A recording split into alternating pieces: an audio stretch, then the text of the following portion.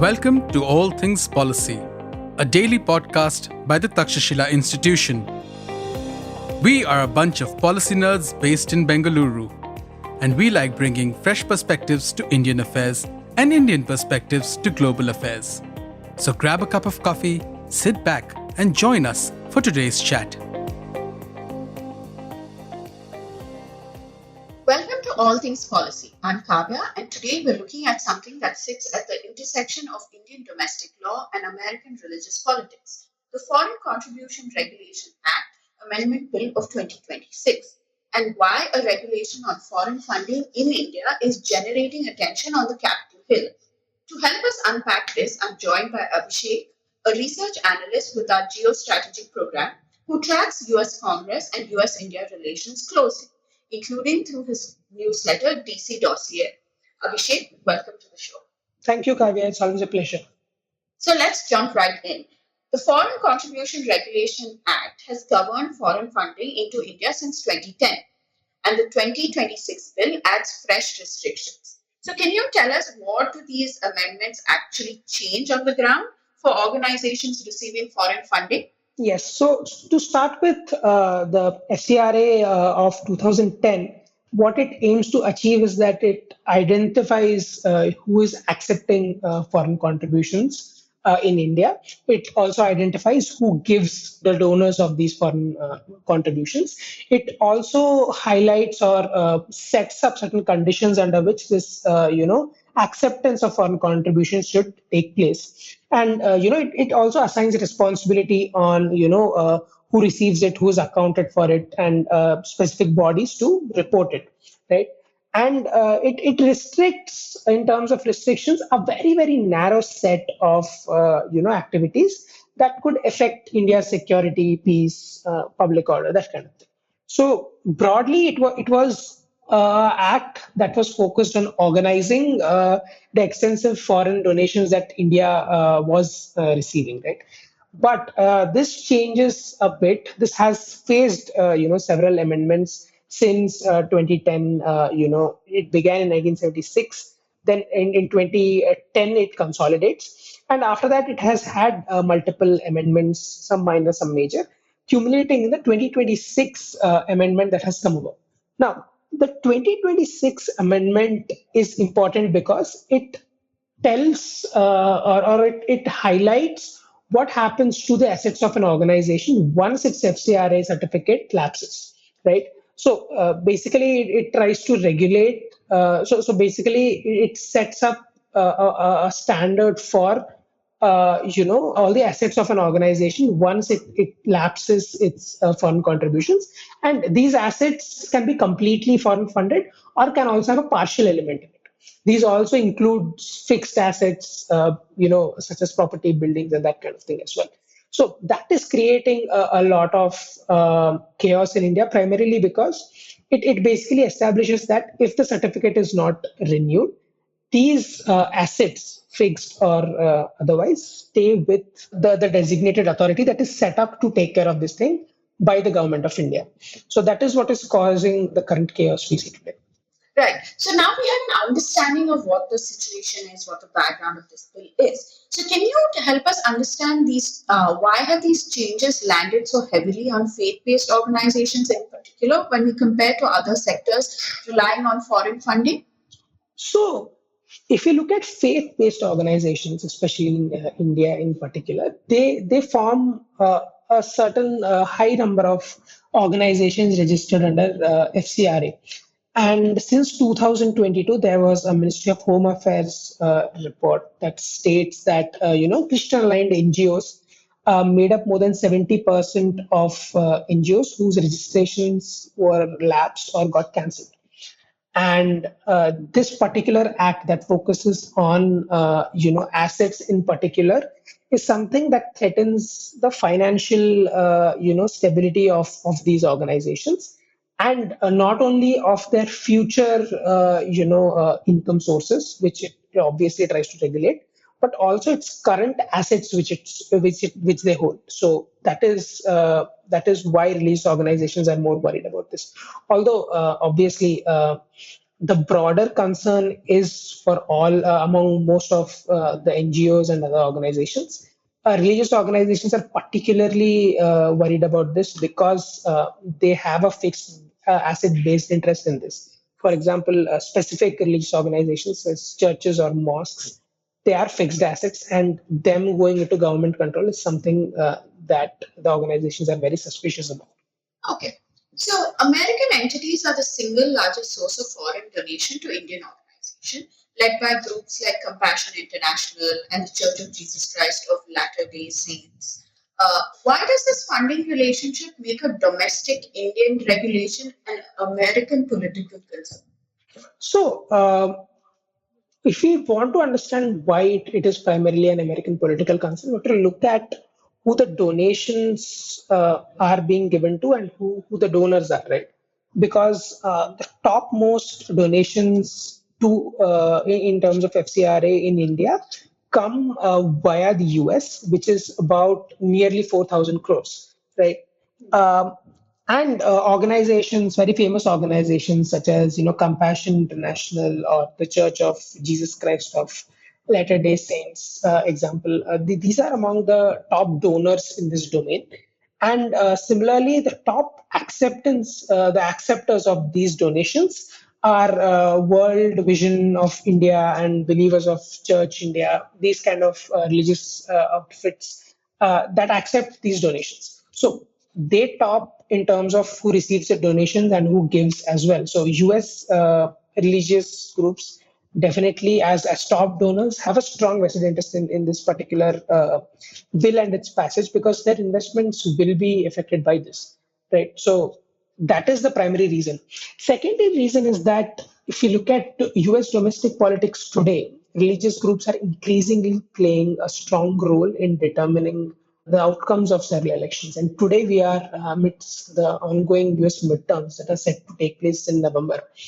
And that is also the reason why the interests of these American religious groups is also taken up by and is being commented upon members of Congress and broader members who are active in US political circles. So, like you mentioned, in U.S. domestic politics, this idea of Christians are the world's most persecuted religious group has gained traction across both parties in Washington. So, how did this become a bipartisan talking point, and what does each party stand to gain from it heading into the midterms?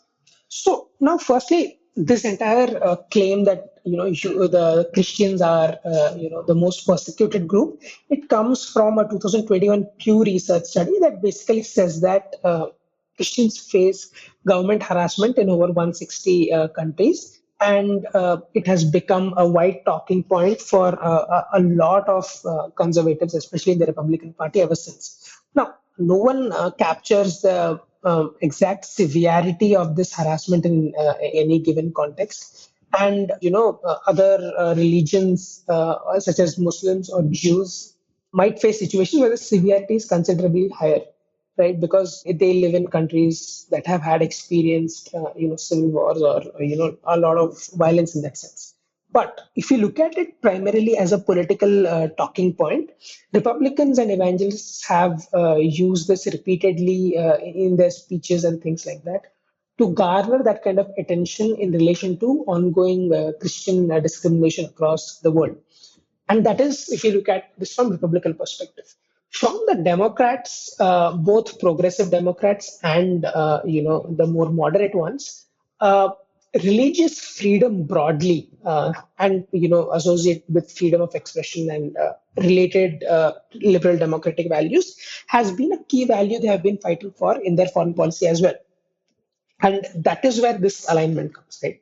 That for the first time, evangelist hardline Christians are becoming the center of the US politics, with people like J.D. Vance emerging as the vice president and the Christian electorate working as a very central kind of voter base for the Republican Party as well.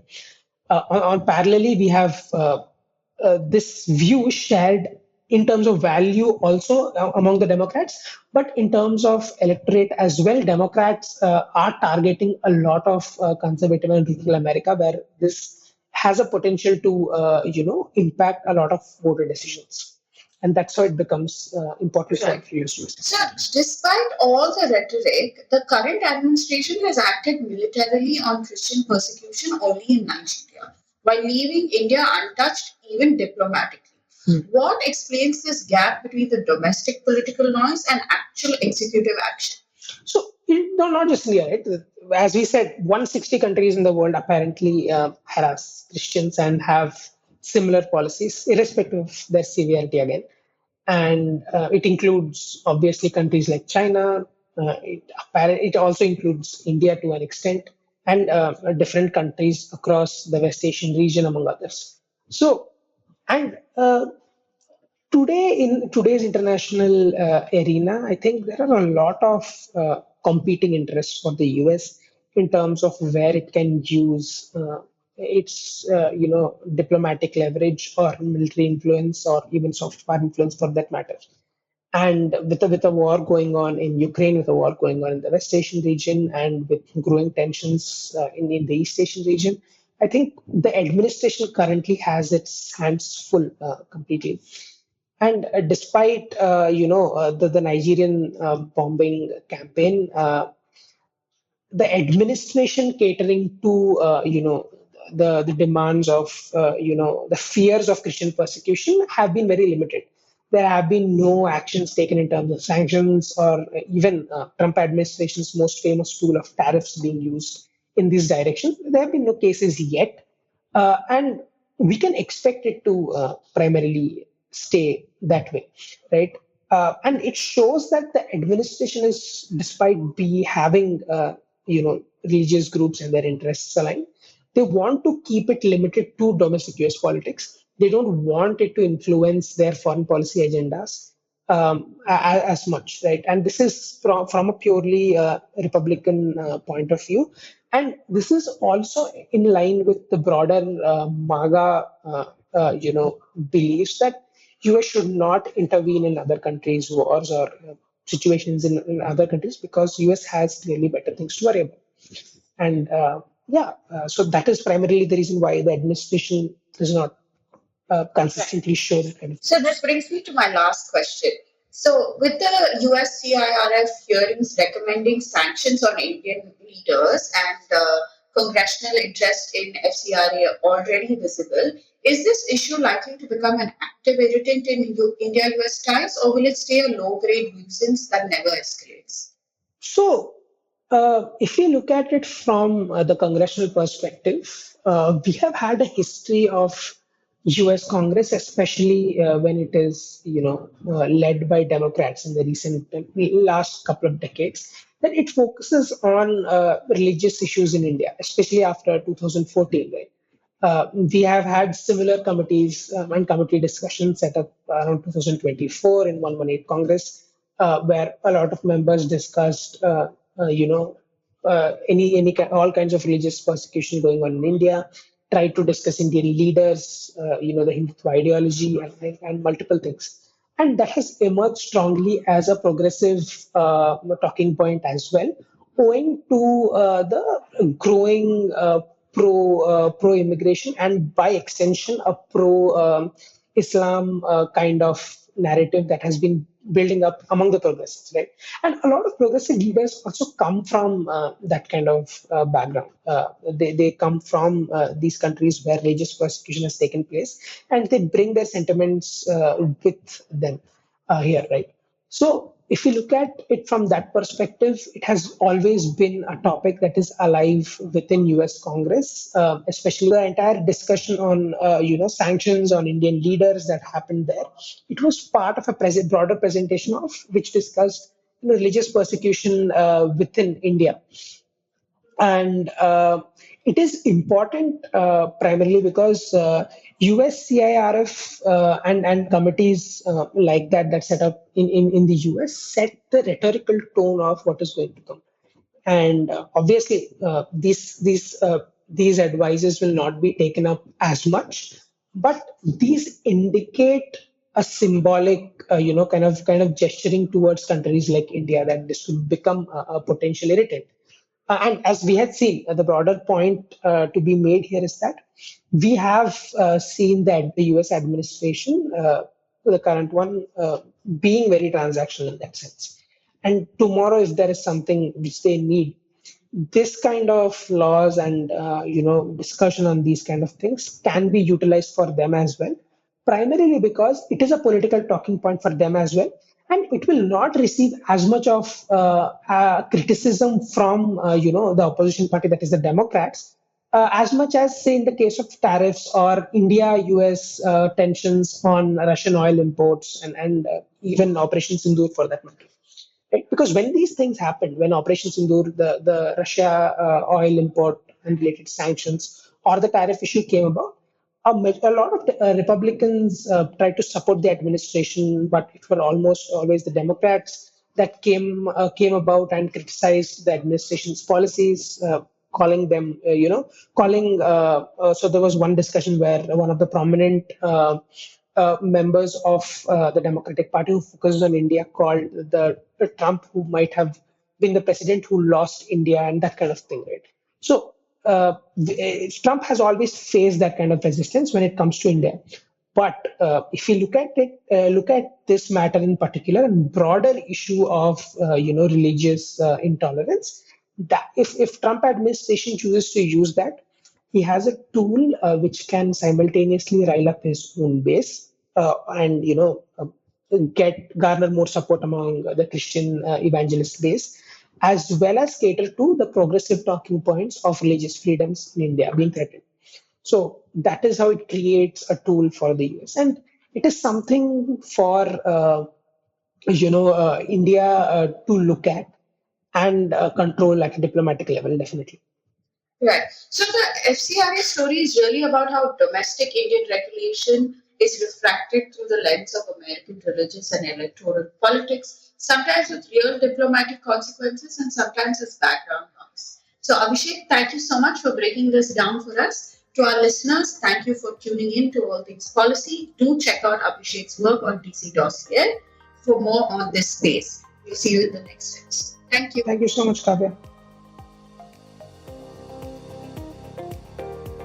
If you liked our show, dive into Takshashila's research on technology, strategy, and economic affairs.